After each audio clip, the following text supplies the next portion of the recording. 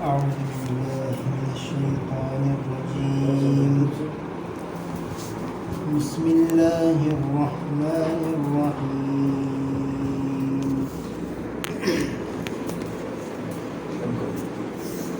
إذا زلزلت الأرض زلزالها وأخرجت الأرض أثقالها وقال الإنسان ما لها يومئذ تحدث أخبارها بأن ربك أوحى لها يومئذ يصدر الناس أشتاتا ليروا أعمالهم فمن يعمل مثقال ذرة خيرا يره ومن يعمل مثقال ذرة شرا يره.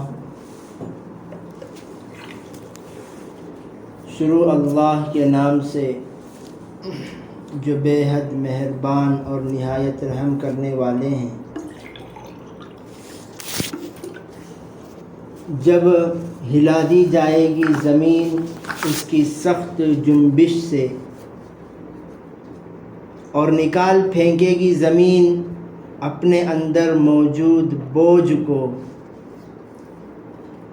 حیرت کے مارے کہے گا انسان کہ اس کو کیا ہو گیا ہے. وہ دن ہے جس دن زمین ساری خبریں بتائے گی. یہ اس وجہ سے ہوگا کہ آپ کے رب نے اس کو وحی اور حکم فرمایا ہے. اس دن لوگ گروہ در گروہ آئیں گے تاکہ وہ ان کے اعمال کا بدلہ دیکھیں.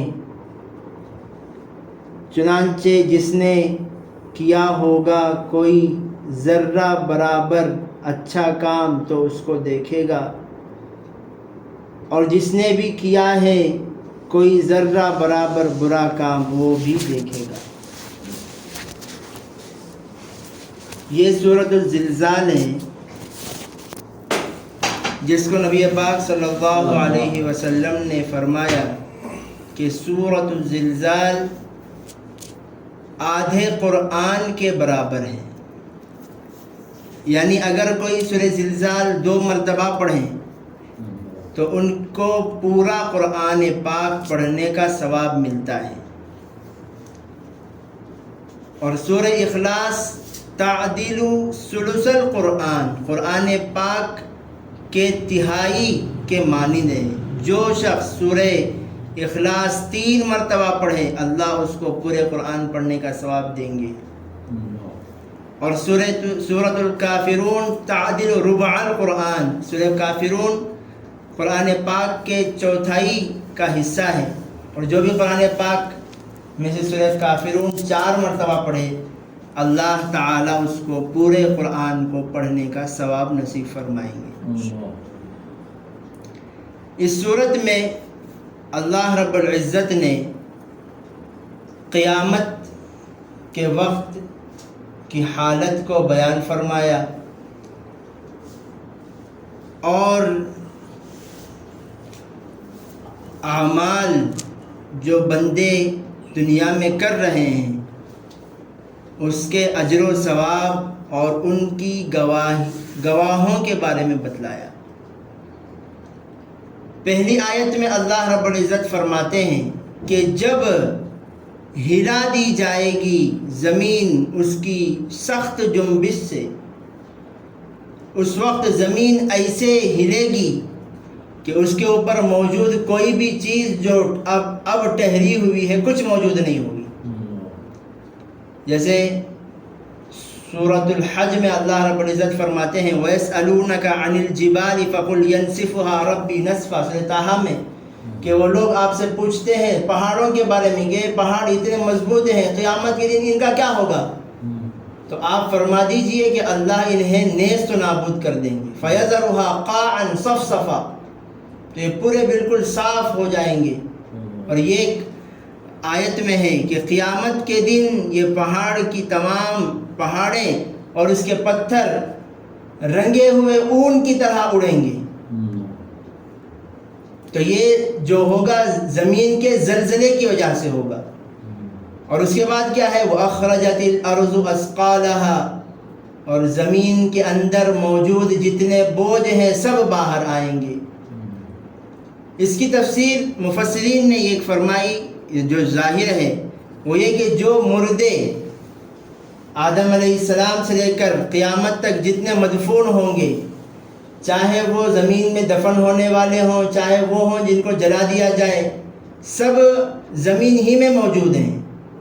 یا تو زمین کے اندر ہیں یا زمین کے اوپر وہ مٹی کی طرح ہیں، راکھ کے مانند ہیں، سب زمین ہی سے ہیں. تو قیامت کے دن یہ زمین جو بھی اس کے اندر مردے ہیں اور جو بھی اس پر ہیں سب کو وہ باہر نکالے گی. وہ کس وقت؟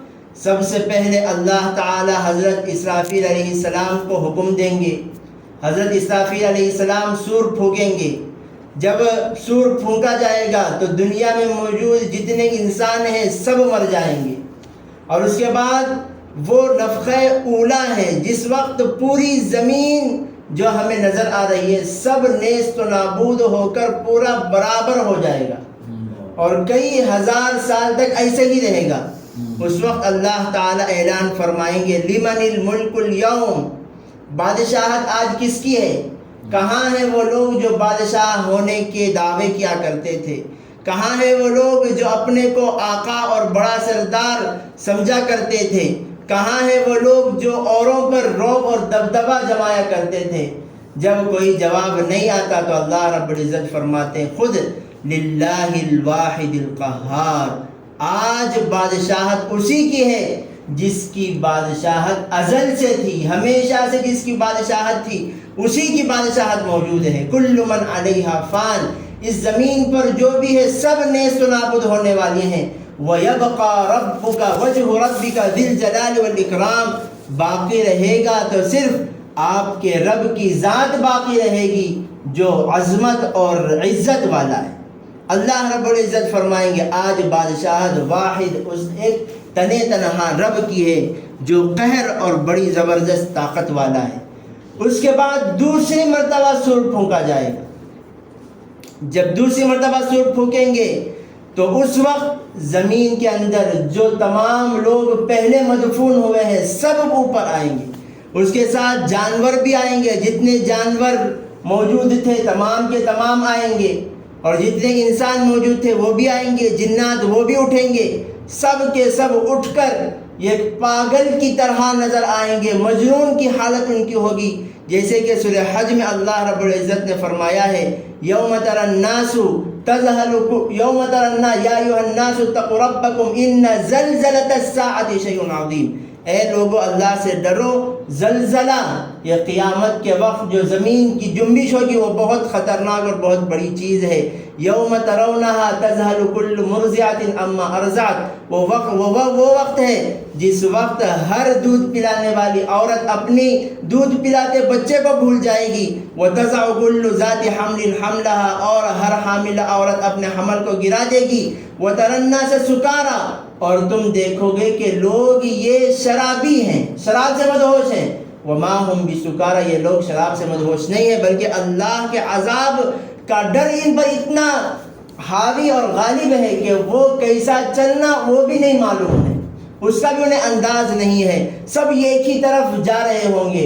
یہی دوسرا وَأَخْرَجَتِ الْأَرْضُ أَثْقَالَهَا نفخہ ثانیہ مراد ہے.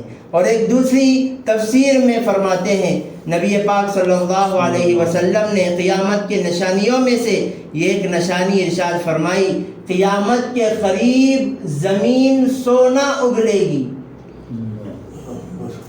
لوگ اس سونے کے لیے لڑیں گے، اس خزانے کے لیے لڑیں گے، اور لڑتے لڑتے لڑتے آخر میں ایک بچ جائے گا اور وہ شخص اس مال کو لے کر کیا دکھائے گا اور کس کو بیچے گا. جب وہ وقت آئے تو نبی پاک صلی اللہ علیہ وسلم نے فرمایا اس وقت تم ان لڑنے والوں میں سے، اس مال کی خواہش کرنے والوں میں سے نہ ہو جانا، ان سے دور ہو جانا. سب لوگ اس کے پیچھے پڑیں گے. آج کل کے دور میں اکابرین فرماتے ہیں کہ قیامت کے قریب جو سونا اگلے گی ہو سکتا ہے وہ سونا ہی ہو، واقعتاً سونے کا پہاڑ وہ زمین سے برآمد ہو، اور بعض حضرات کہتے ہیں کہ وہ پیٹرول ہیں۔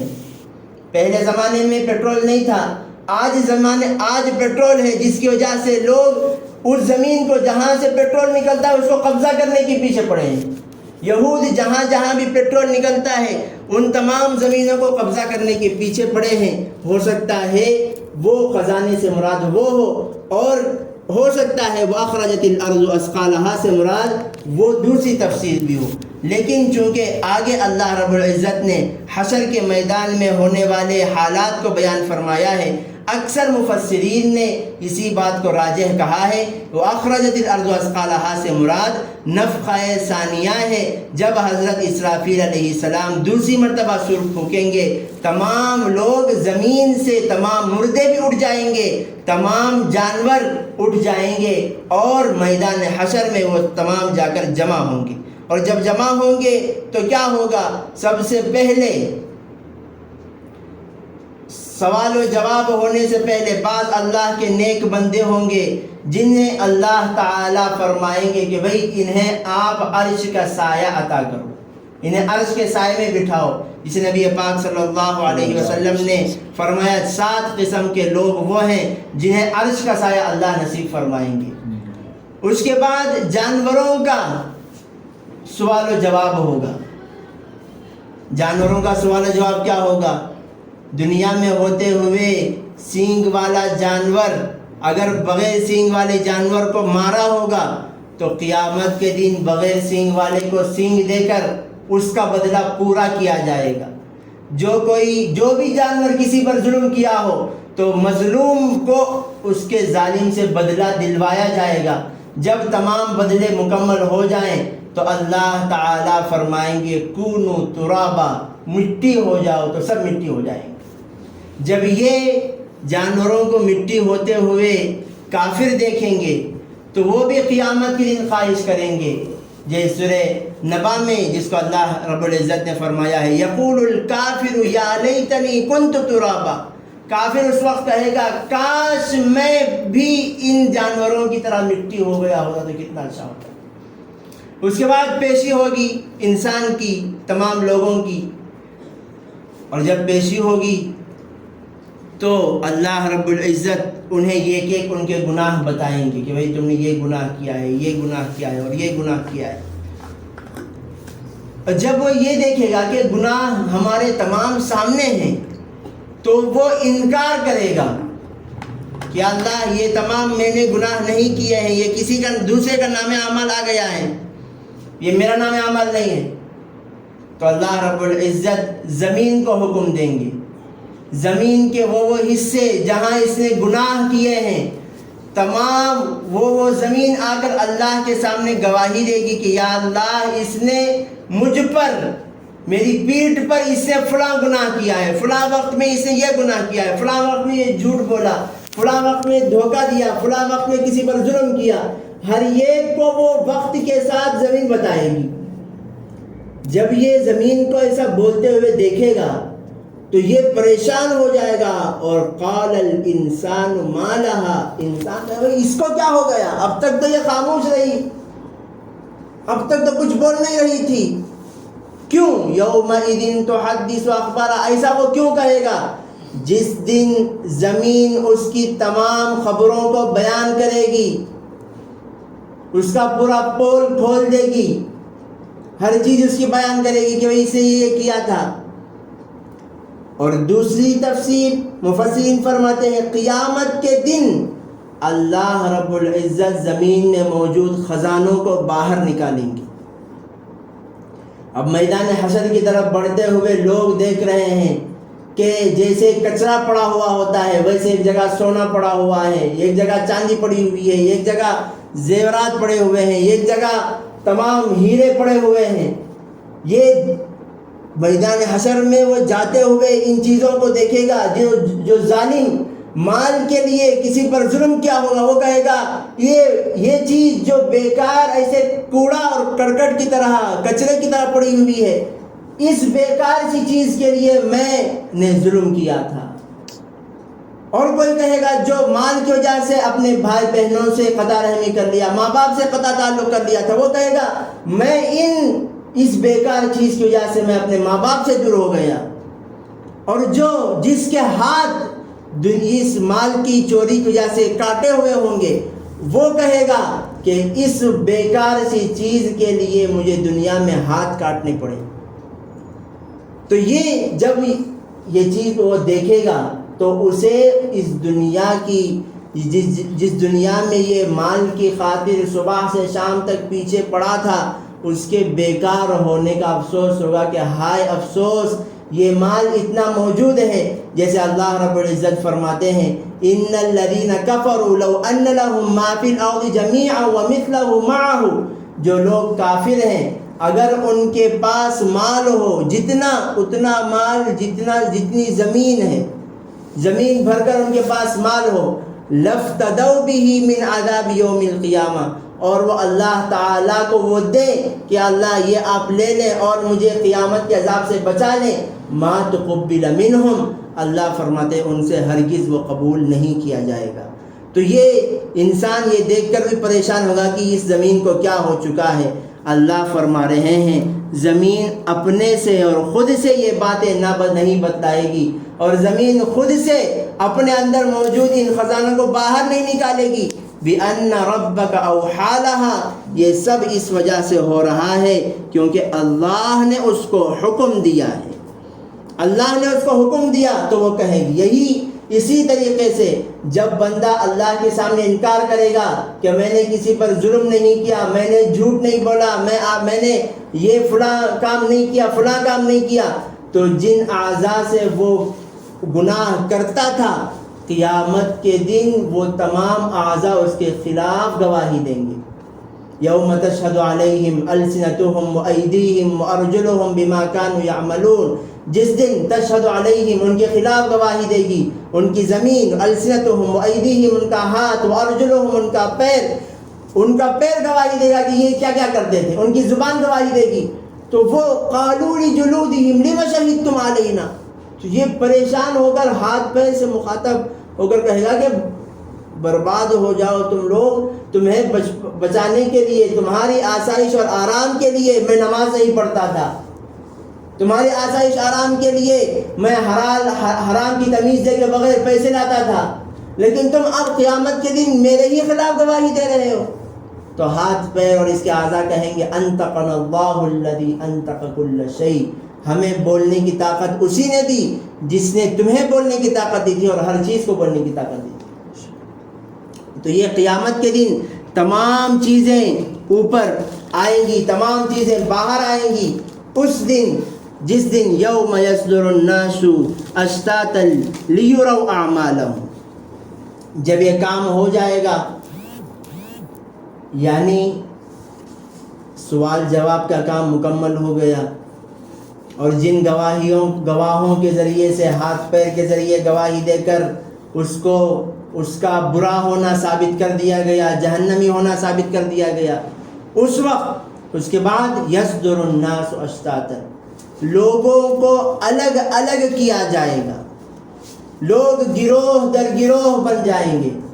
سورہ یاسین میں اللہ نے وہ حکم، اللہ کا فرمان ہے وَامْتَازُوا الْيَوْمَ أَيُّهَا الْمُجْرِمُونَ، کہا جائے گا آج الگ ہو جاؤ اے مجرموں، او اللہ کے نافرمانوں، الگ ہو جاؤ۔ دنیا میں تو تم نیک لوگوں کے ساتھ تھے، لیکن قیامت کے دن تم نیک لوگوں کے ساتھ نہیں ہوں گے۔ وہ کیسا مجرم کون ہے کیسا معلوم ہوگا؟ اللہ رب العزت چوتھے پارے کی آیت ہے یوم تبیض وجوہ وتسود وجوہ، قیامت کے دن جو نافرمان ہوں گے ان کے چہرے اللہ تعالیٰ کالے کر دیں گے۔ تبیض وجوہ، اور جو لوگ نیک ہوں گے اللہ رب العزت ان کے چہروں کو سفید اور بارونق بنا دیں گے، نور والا بنا دیں گے۔ اور جب ایسا ہوگا اب حکم ہوگا الگ ہو جاؤ، جن کا چہرہ نورانی ہے وہ ایک طرف ہو جائیں گے، جن کا چہرہ ظلمت والا ہے، ظلم والے ہیں، الظلم ظلمات یوم القیامہ، ظلم قیامت کے دن اندھیرا ہوگا، جو ظالم ہوں گے وہ بھی اندھیرے شکل میں ہوں گے انہیں الگ کر دیا جائے گا. لیروا اعمالہم، اب تمام کو جانے کے لیے کہا جائے گا، سب واپس ہوں گے اپنے اپنے اعمال کا بدلہ لینے کے لیے. وہ اعمال کون سے؟ اللہ رب العزت فرماتے ہیں فَمَن يَعْمَلْ مِثْقَالَ ذَرَّةٍ، جس نے رتی برابر بھی چھوٹی سی چھوٹی بھلائی جس نے کی ہے، یراہو، ضرور وہ اس کو دیکھے گا.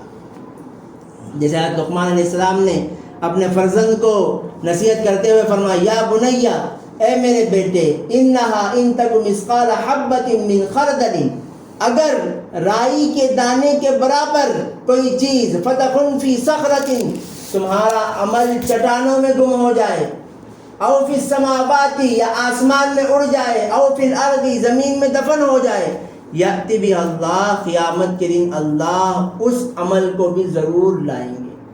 نبی پاک صلی اللہ علیہ وسلم نے عائشہ رضی اللہ عنہا سے فرمایا، اے عائشہ، ان چیزوں سے ضرور بچنا جو چیزیں بری تو ہیں لیکن ہم اسے برا ہی نہیں سمجھتے.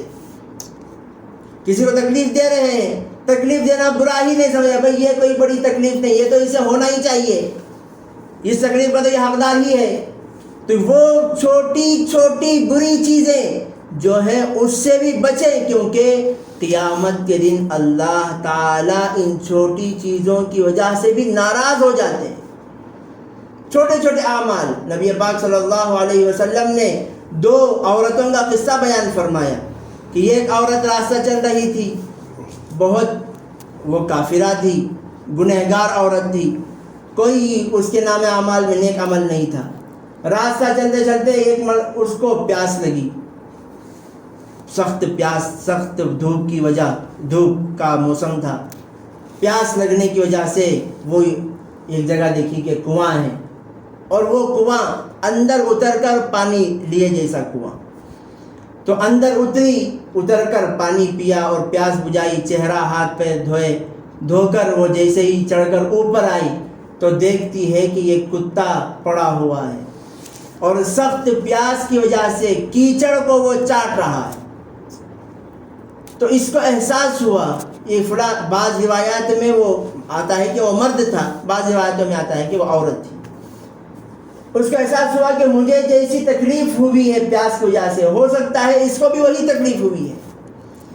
تو وہ دوبارہ نیچے اترتی ہے، کنویں کو اتر کر اپنا موزہ نکالتی ہے، نکال کر اس میں چمڑے کے موزے میں پانی بھری اور اپنے منہ میں پکڑ کر اوپر چڑھ کر آئی.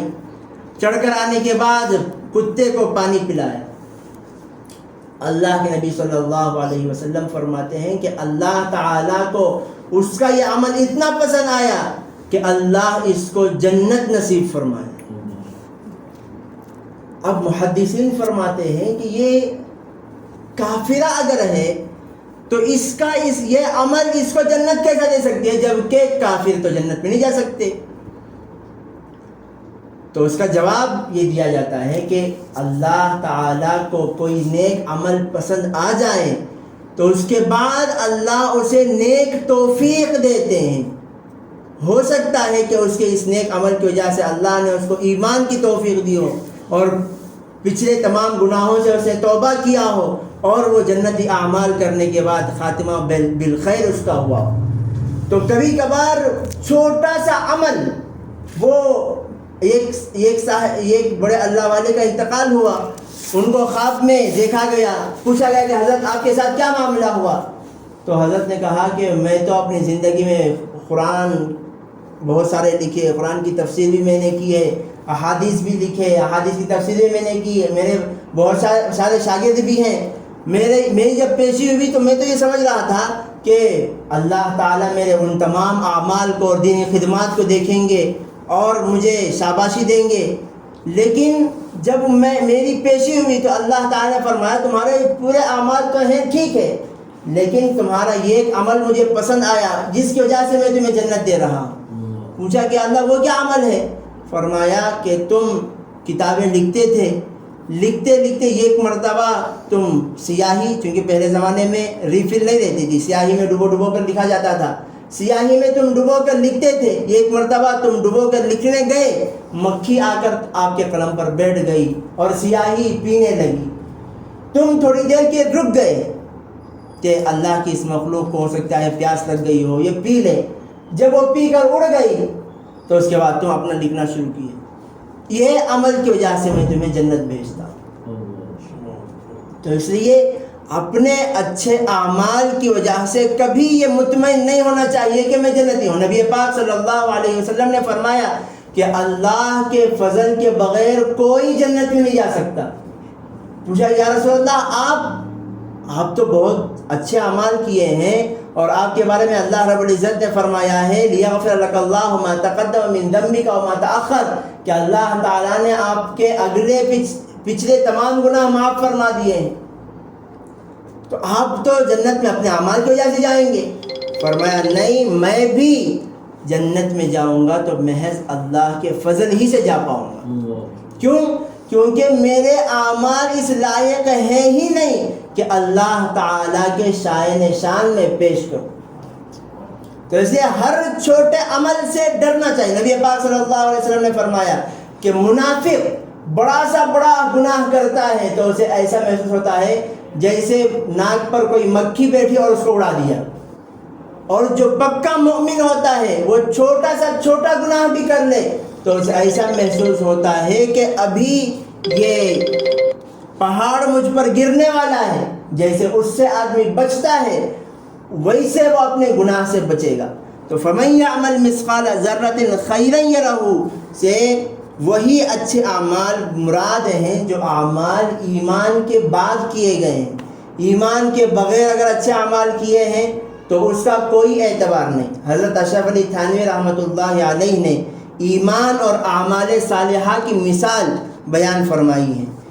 ایمان کی مثال ایسے ہے جیسے گنتی میں 1 نمبر، اور اعمال صالحہ کی مثال ایسے ہے جیسے 0 نمبر۔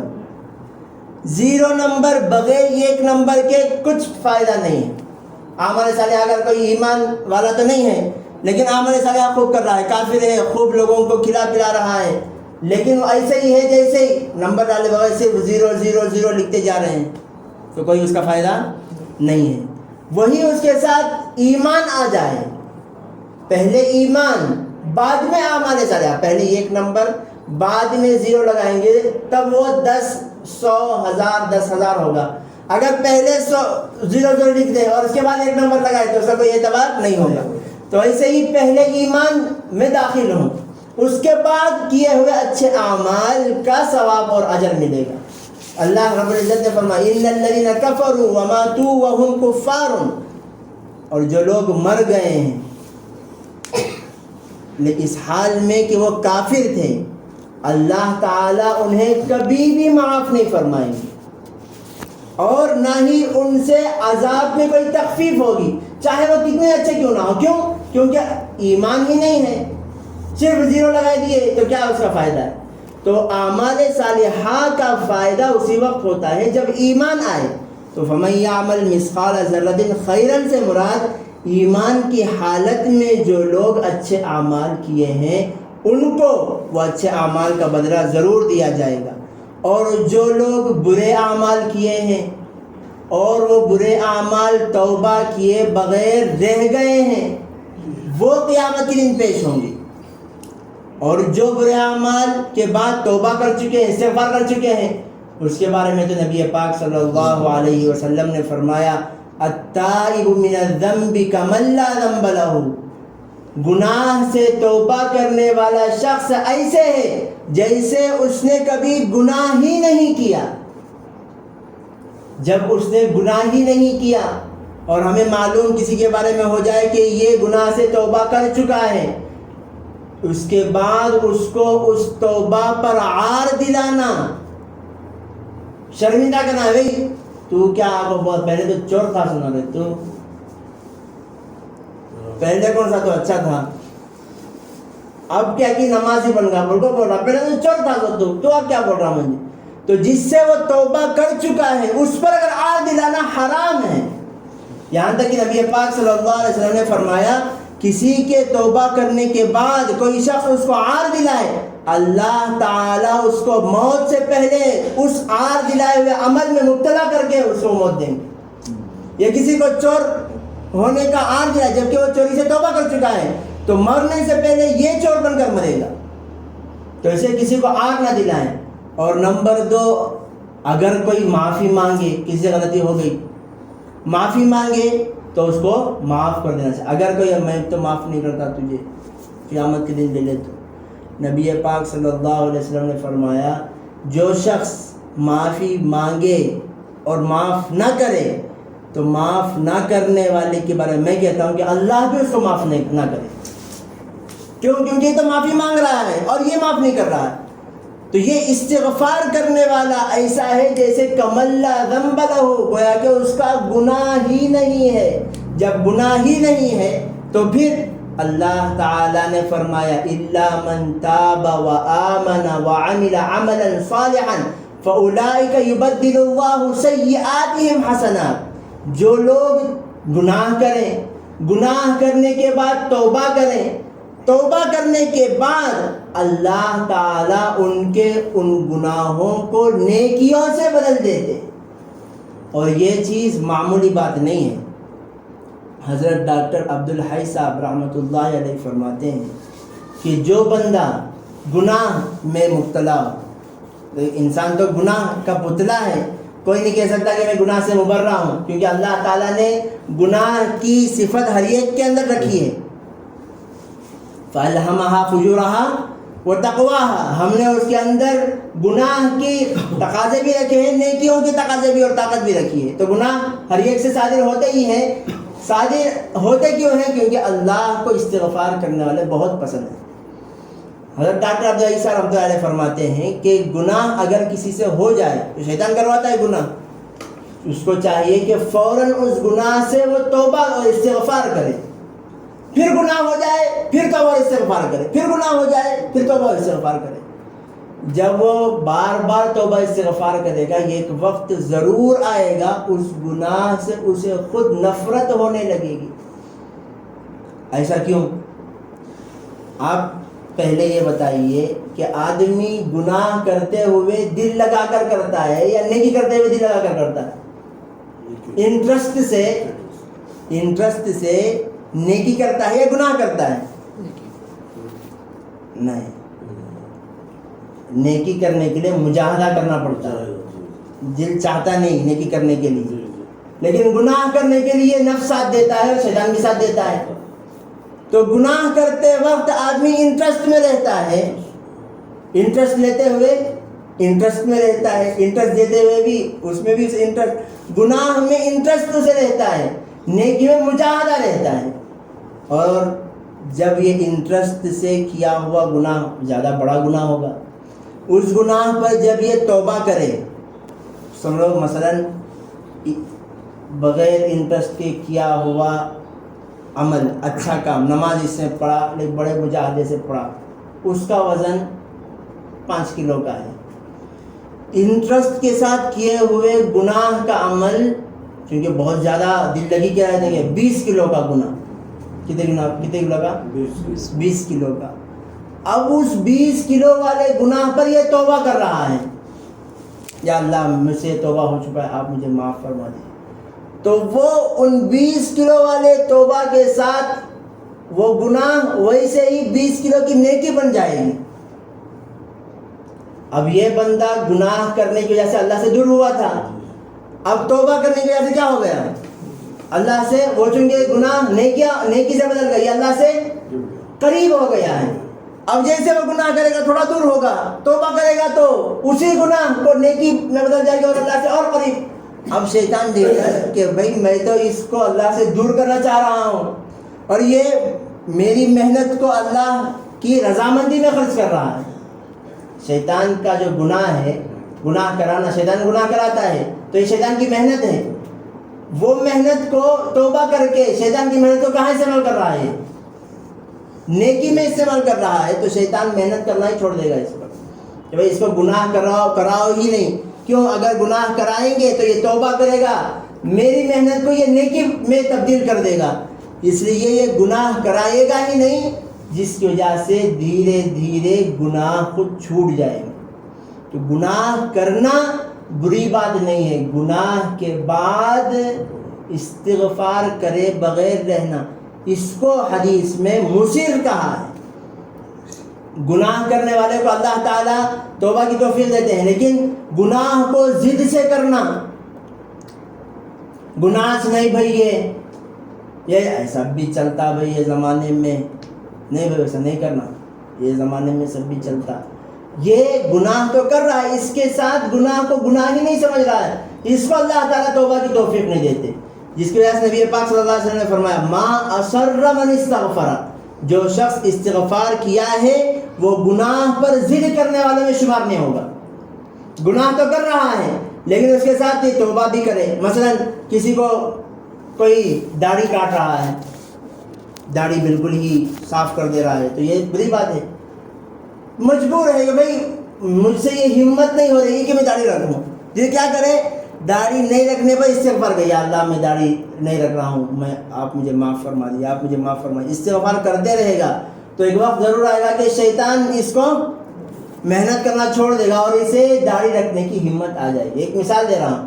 اسی طریقے سے جھوٹ بولنے کی، غیبت کرنے کی، کسی سے جلنے کی بیماری ہے، یہ تمام گناہ بہت خطرناک گناہ ہے. نبی پاک علیہ السلام نے فرمایا حسد سے بچو، فَإِنَّ الْحَسَدَ تَأْكُلُ الْحَسَنَاتِ، کیونکہ حسد، کسی کے اوپر جلنا، وہ نیکیوں کو ایسے ہی کھا لیتی ہے جیسے تأکل النار الحطب، جیسے کہ سوکھی لکڑی کو آگ کھا جاتی ہے. کسی کے اوپر جل رہے ہو تو نیکیاں ویسے ہی برباد ہو جائیں گی. تو اس پر استغفار کرتے رہیں تو حسد بھی ختم ہو جائے گی. حضرت اظہر کریم صاحب دامت برکاتہم نے کہا اگر کسی سے جلن ہے تو اس کی دوا کیا ہے؟ بھائی ہمیں جلنا نہیں چاہ رہے ہیں لیکن پھر بھی ہمارے دل میں ان سے نفرت ہے.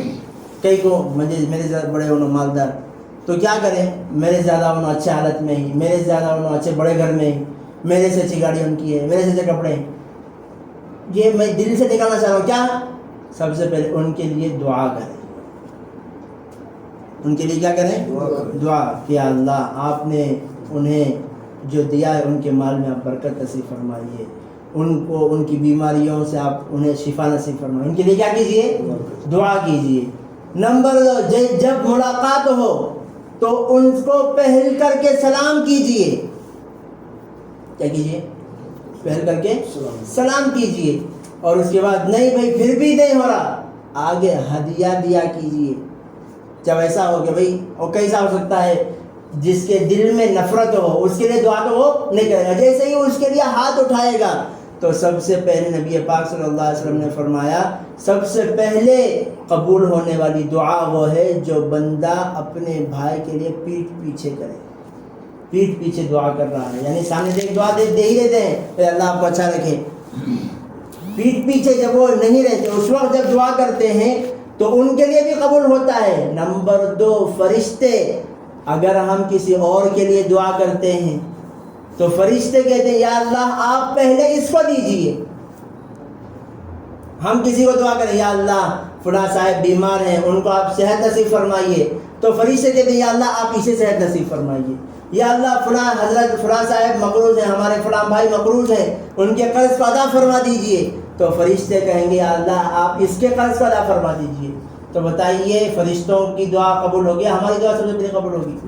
فرشتوں کی دعا قبول ہوگی.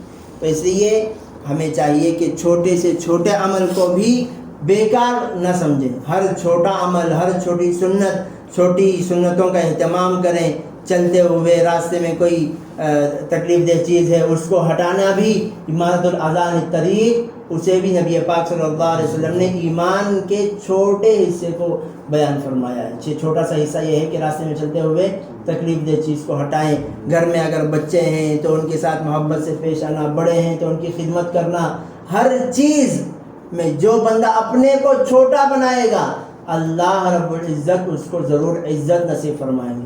اور جو عزت کا متلاشی رہے گا بھائی مجھے عزت ہونا، یا مجھے عزت نہیں دوسرے کا چلا جاتا ہوں، وہاں مجھے عزت نہیں تیسرے کا چلا جاتا ہوں، تو عزت کے لیے ہی پھرتا رہے گا، عزت اسے کہیں نہیں ملے گی. کیوں؟ کیونکہ نبی پاک نے فرمایا کہ جو شخص من تکبر وضعه اللہ، جو شخص عزت کا متلاشی رہے گا اللہ اس کو ذلیل کر دیتے ہیں. اللہ تعالیٰ سے دعا ہے کہ اللہ تعالیٰ ہم تمام کو کئی ہوئی باتوں پر عمل کرنے کی توفیق نصیب فرمائے. اللہ رب العزت ہمیں موت سے پہلے موت کی تیاری کرنے کی توفیق نصیب فرمائے. ہر چھوٹے عمل کو اللہ تعالیٰ ہمیں کرنے کی توفیق نصیب فرمائے. ہر چھوٹے سے چھوٹے گناہ سے اللہ ہمیں بچنے کی توفیق نصیب فرمائے. اللہ تعالیٰ ہمیں ہمارے ہر لمحے کو اللہ اپنی رضامندی کے لیے قبول فرمائے. اللہ تعالیٰ ہمیں یہ پل اور اس سے کم برابر بھی اس کی نافرمانی کرنے سے حفاظت فرمائے. اگر ہم سے کوئی گناہ ہو جائے اللہ ہمیں فوراً توبہ اور استغفار کی توفیق نصیب فرمائے. توبہ اور استغفار کیے بغیر اس پر اڑے رہنے سے اللہ ہماری حفاظت فرمائے. آمین. وآخر دعوانا الحمدللہ رب العالمین. لک الحمد ولک الشکر. اللہم صل علی محمد وعلی آل محمد وبارک وسلم. ربنا آتنا فی الدنیا حسنہ وفی الآخرۃ حسنۃ وقنا عذاب النار. ربنا لا تزغ قلوبنا بعد إذ هديتنا وهب لنا من لدنك رحمة إنك أنت الوهاب. رب اجعلني مقيم الصلاة ومن ذريتي ربنا وتقبل دعاء. ربنا اغفر لي ولوالدي وللمؤمنين يوم يقوم الحساب.